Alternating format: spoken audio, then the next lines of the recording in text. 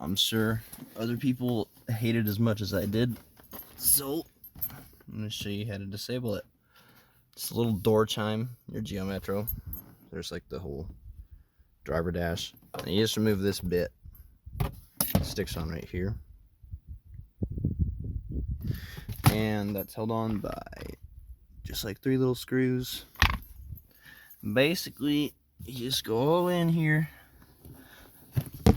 If you look up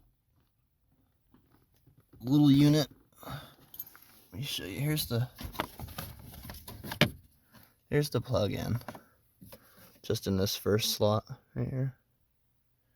That's the little plug-in. And basically, it's just right up here. Just right. Well, you can't really see it. Maybe you can see it from the back side, but it's this thing that my fingers touch it. Right here. This little box. Just a little box right there. Right there. It plugs into that. And you just unplug it. You cut the wire or whatever. I mean, if you cut it, you have to, cap it off so it's safe, but still, it just plugs in right there. And that's it. Unplug it. Put your dash back. And that's it.